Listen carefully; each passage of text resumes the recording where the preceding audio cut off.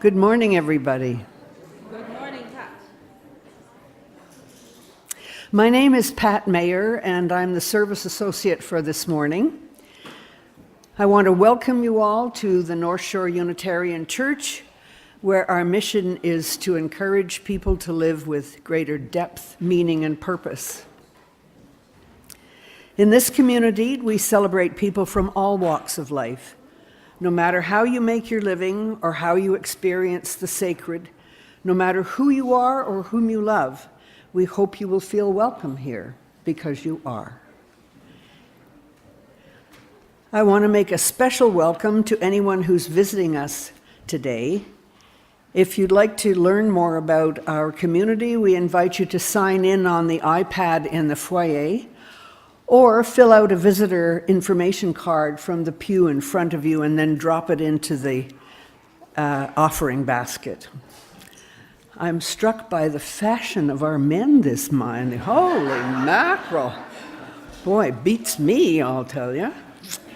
Those wearing greeter buttons and assumably long gowns are especially available to answer any questions you have. And all of you are invited to come downstairs after the service for coffee and tea and conversation. It's my distinct pleasure to introduce our speaker for today's service. Allison Nixon is well known and indeed well loved by this congregation because of her work with our choir. But what do we know about her before she came? Allison trained in violin in Glasgow, Manchester, London, and then at the International Menuhin School in Switzerland.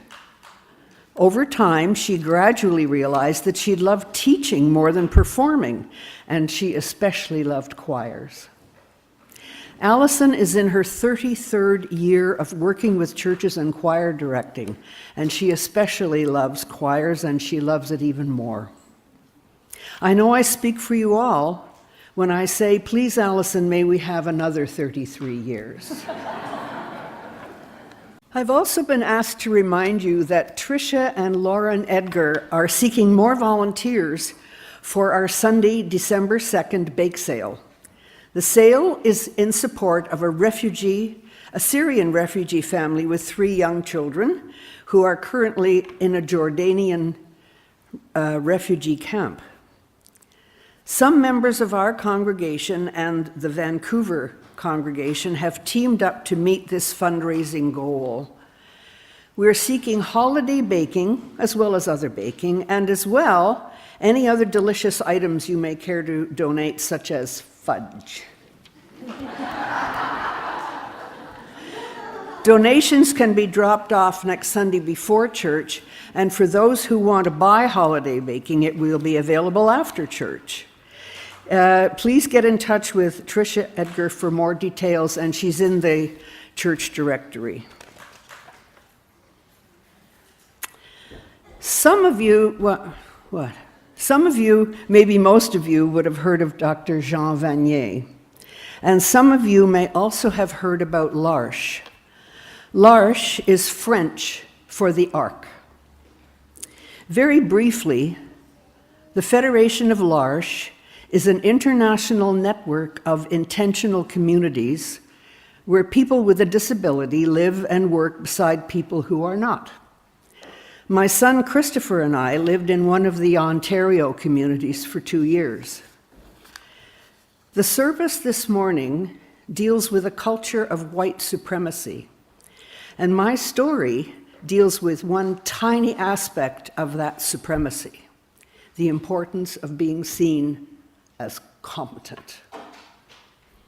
How familiar is this? Someone says, "Hi, Pat, nice to meet you. What do you do?" And I answer, "I'm a nurse. I'm a head nurse. I'm a consultant." And what do we do? What do you do? And we exchange competencies.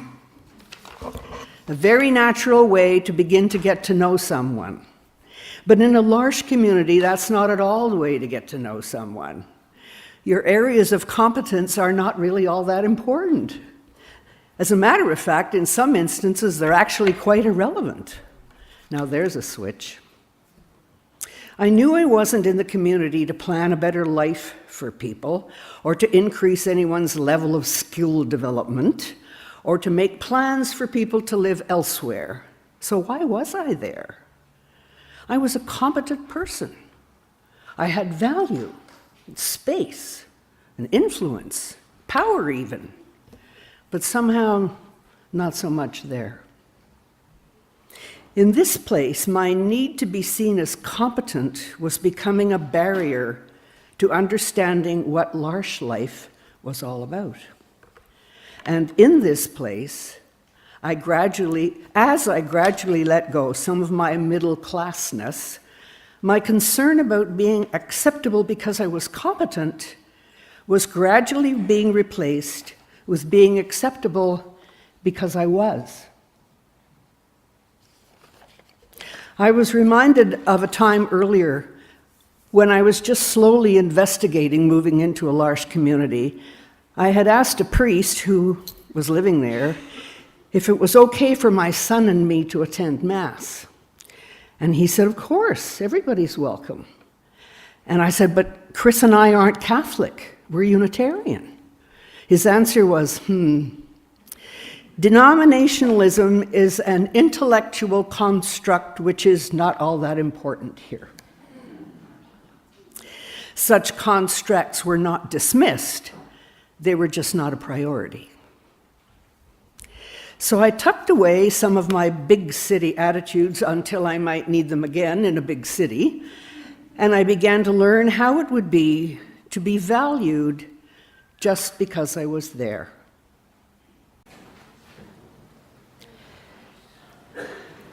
From the poem To Displaced Sons by Richard Wagamisi from the Ojibwe First Nations peoples. I have found saints in prison cells and holy women under street lamps and great philosophers eating the humblest of fare behind dumpsters and visionaries in one-room shacks at the end of gravel roads, burning twigs for warmth. In the very least of these was always something to carry with me on the journey to myself. Let us rise in body or spirit and sing our opening hymn, We Are a Gentle, Angry People. We kindle this flame as a measure of our gathering. May the light of understanding illuminate our darkness. May the warmth of sharing bring us peace.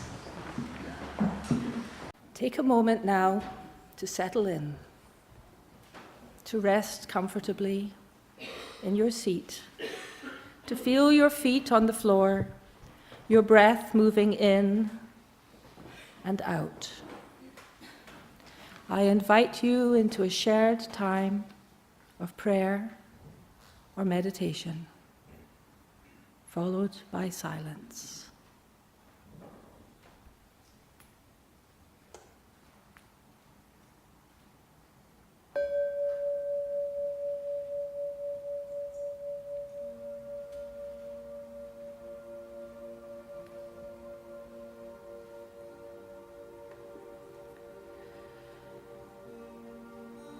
May the sound of this bell penetrate deep into our cosmos. Even in the darkest spots, living beings are able to hear it clearly, so that all suffering might cease. Understanding comes to their heart, and they transcend the path of sorrow and death. The universal Dharma door is already open. The sound of the rising tide is heard clearly. The miracle happens. A beautiful child appears in the heart of a lotus flower. One single drop of compassionate water is enough to bring back the refreshing spring to our mountains and rivers.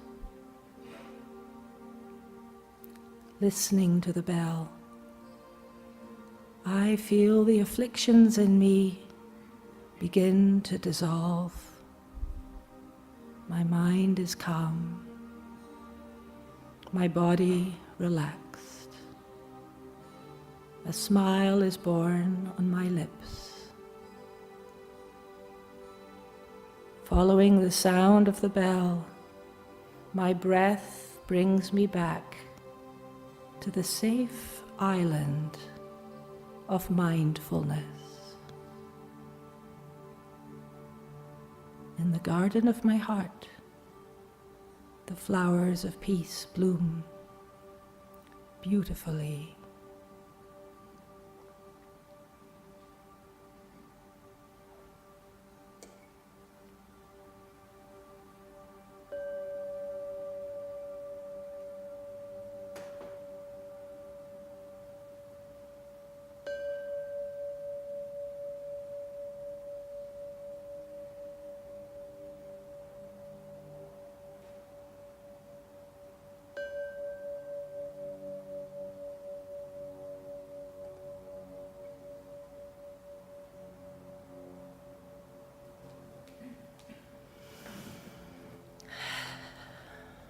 In this community of care, we hold and witness one another throughout the seasons of our lives. In this time of stillness, may our sanctuary in this place hold whatever is on your heart today. May your mind and heart go to those for whom love, thoughts, care, energy might be needed. And if you so choose, name them out loud now. Thank you.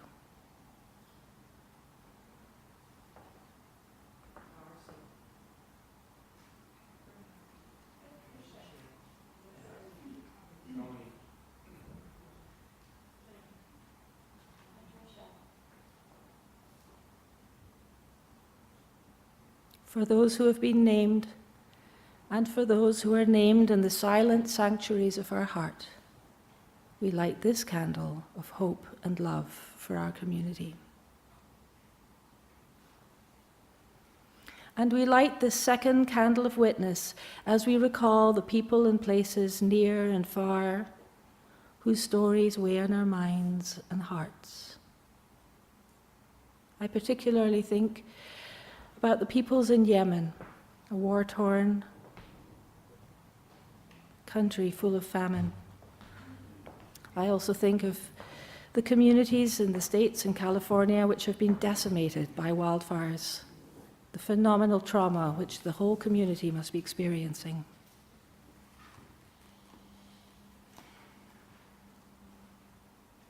May we extend to all beings the compassion we offer one another here. Let us take 2 minutes of silence.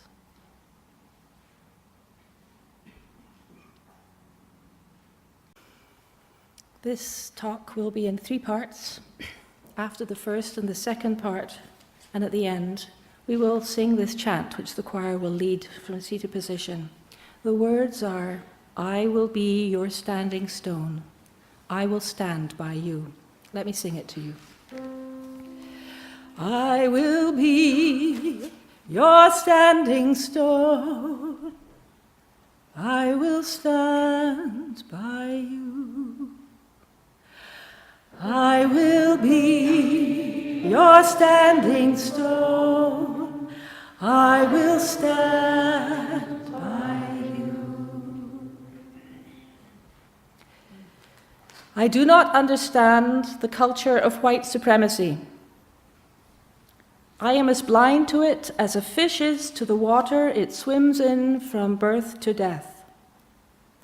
I have grown up with the privilege of being white in a white world, of being wealthy enough, educated enough, of knowing the ease of walking into a room and being identified only for whom I choose to present to the world.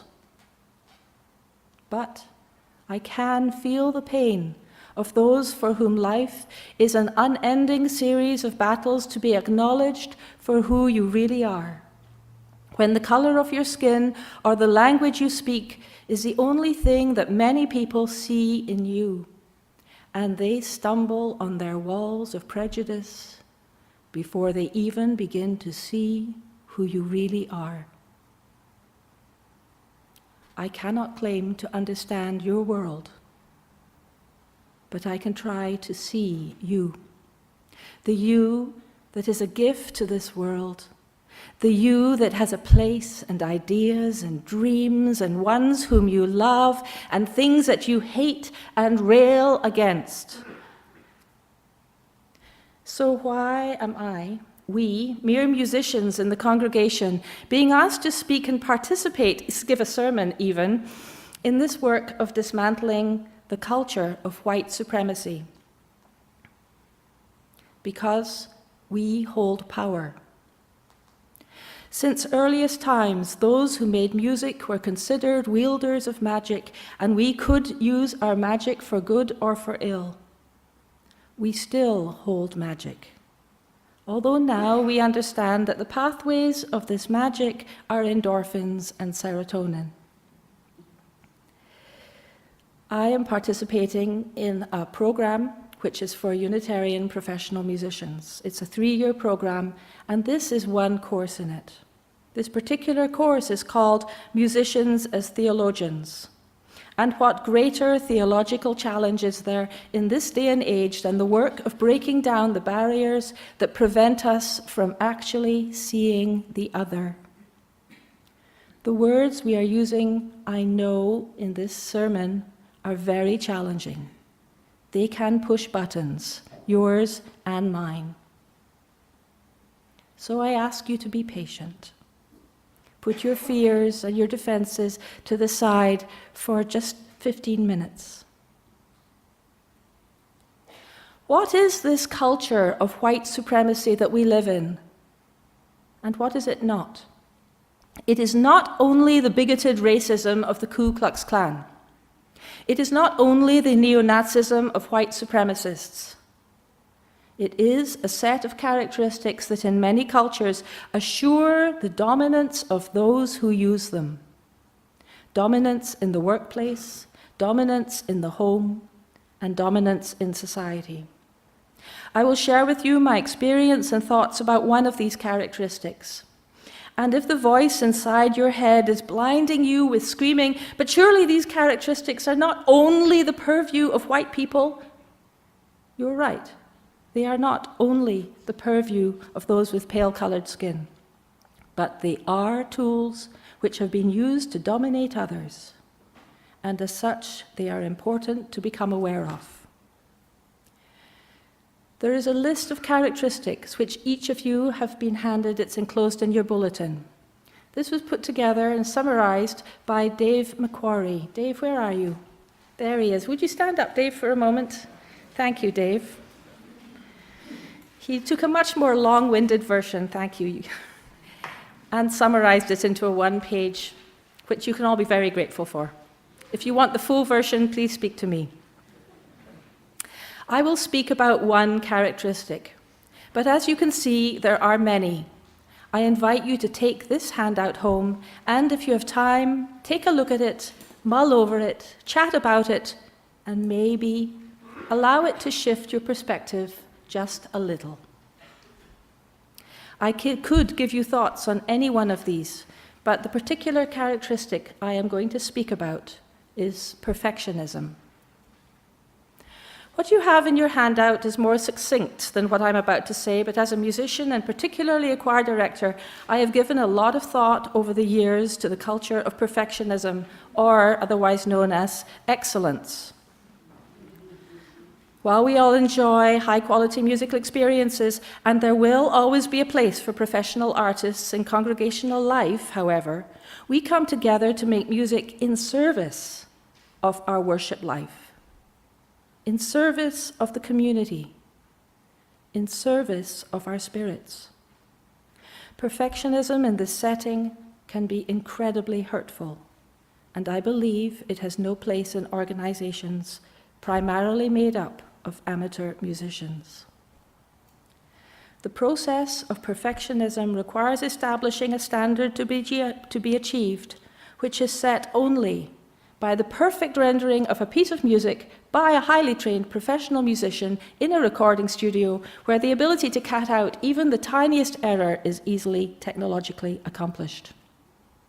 As we all listen to professional recordings, we retune our expectations to this level of performance. But at what cost? The actual people who spend their time, energy, and love working at learning to perform this music for you are not professionals. They give to the world in myriads of ways. They are scientists, social workers, nurses, mothers, fathers, politicians. If I, as their teacher, conductor, am blinded to the beauty of their music making by my expectations of perfection, I am committing the greatest wound of all. I am not seeing you for who you really are. I'm attempting to squeeze you into an artificial box this size. I am using you as nothing more than a tool at the service of the notes on the page. My task is to see you for what you are, who you are, and to hold out for you the beauty of what this music can be. It is not either or, it is both. It is a shimmering diamond of fluid possibilities, holding together this beautiful, living, imperfect work of art. As we move into our first chant, I invite you to sit with these thoughts. Perhaps ask yourself the question, when in your life have you not been seen because your beautiful, truthful offering was not good enough? I will be your standing stone. I will stand by you. I will be your standing stone. I will stand by you. I will be your standing stone. I will stand by you. I will be your standing stone. I will stand by you.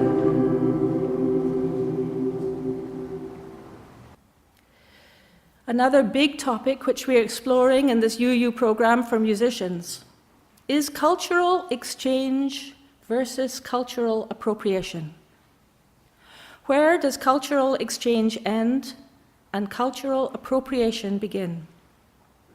Cultural exchange is where people who deeply respect each other and have parity as individuals and cultures exchange new ideas, thoughts, music, or the arts in general as a way to add to the multifaceted richness of humanity.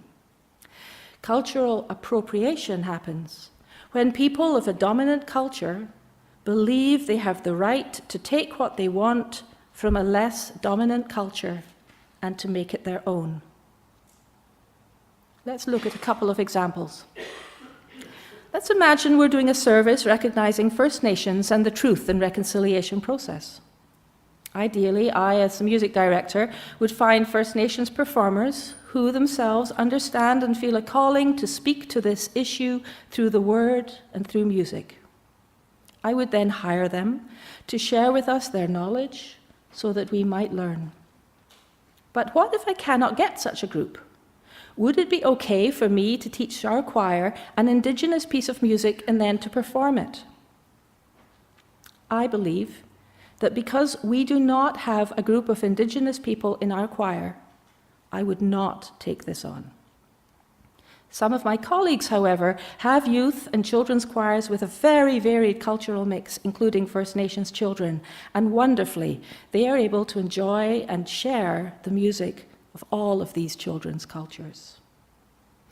A second example of glaring cultural appropriation might be if I was, say, to hear a YouTube video of a traditional sacred song being sung by a First Nations woman. I might love this song, but it would be cultural theft for me to then copy her song and proceed to sing it. I have not lived her suffering. I have not experienced the daily inequities of living with a white supremacy culture, and to cherry-pick this moment from her life and use it would be insulting, I believe even theft. Perhaps someday, I hope, there will be true parity and equal respect between our cultures. But until then, hands off, Alison. So what of the singing of gospel music, spirituals, rock music, all of which grew out of the early spirituals? The fact that the rhythm and blues of African American music has seeped into every corner of our popular musical culture. It has been hundreds of years since whites started borrowing, stealing, the rhythm and mournful feel of the beloved spirituals, which even earlier had evolved from the hymns and songs brought over by the Puritans from Europe.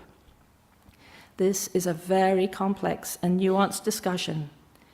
However, as I have spoken to people in the conferences, people of color, musicians, they all feel that in the interests of not shutting ourselves up in the artistic limitations of white European male composers, no one is interested in us, yes, even a primarily white congregation, only singing Bach, Brahms, and Beethoven. But let us sing this wonderful, deep, soul-filled music with appreciation for the suffering from which it emerged.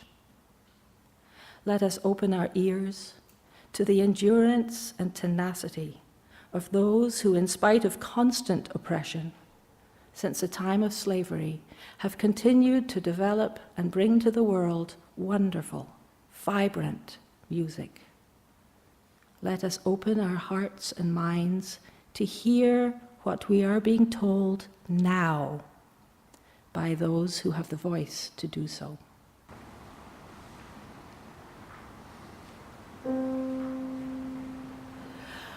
I will be your standing stone. I will stand by you. I will be your standing stone. I will stand by you. I will be your standing stone. I will stand by you. I will be your standing stone. I will stand by you.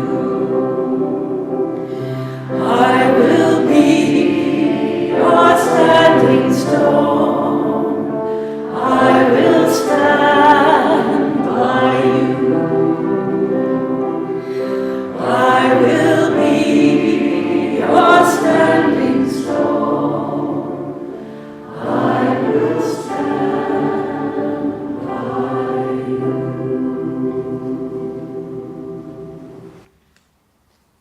I just want to say that for this last part of the sermon, I did indeed ask permission of the people who are referenced in this part of my sermon.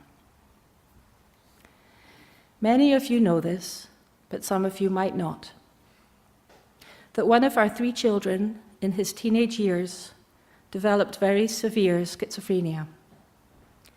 In the years before and after our son Ben's diagnosis and hospitalizations, our family lived in grief and chaos, stumbling from work to hospital to home, and back again. Our daughter, Mari, 2 years younger than Ben, was also drowning in grief and the very real loss of her parents. As we all emerged into a new normal, Mari was angry, very angry.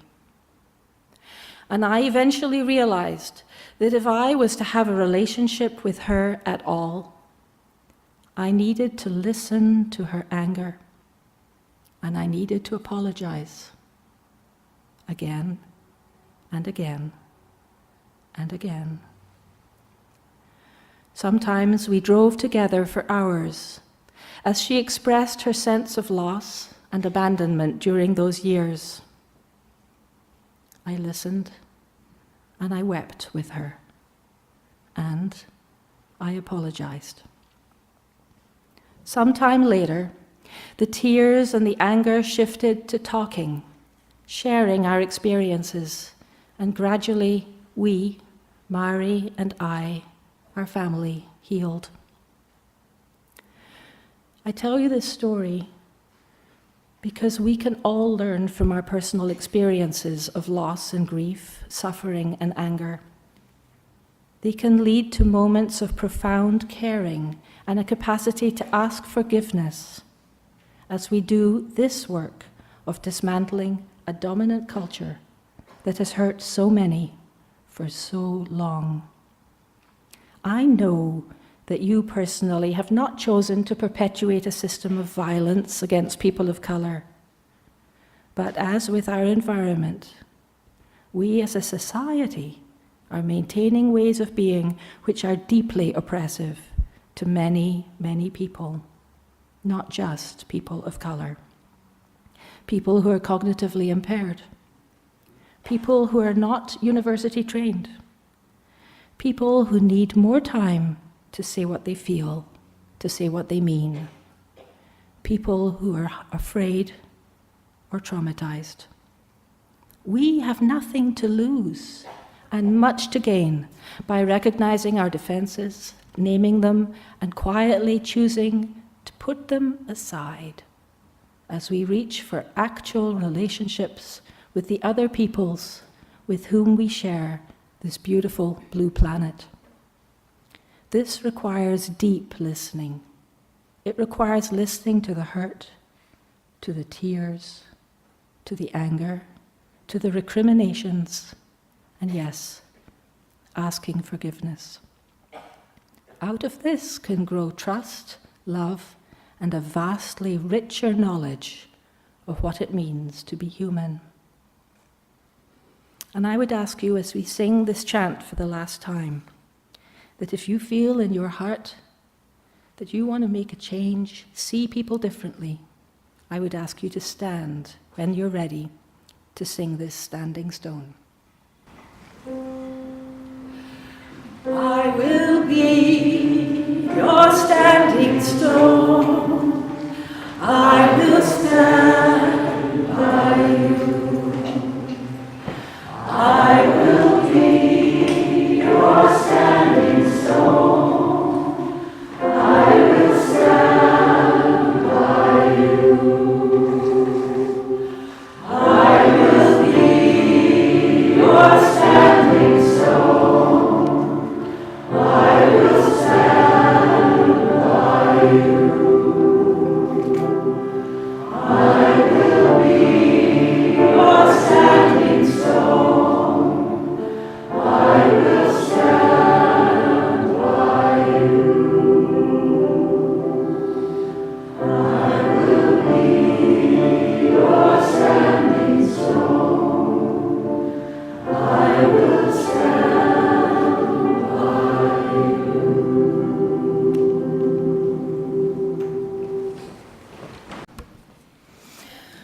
We extinguish this flame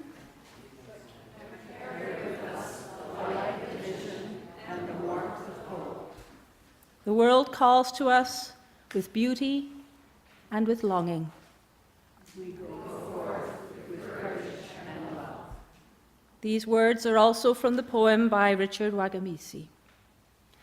I have learned in my time here that we are born covered in things like love and trust and loyalty, humility, hope, and kindness, and that sometimes this world has a way of rinsing things off us. So we stand naked and crying again. But at that very moment, when we want it the most, the Creator allows us to find the way to recover ourselves in these spiritual qualities. So don't be afraid to fall. It's how we learn to walk in the first place.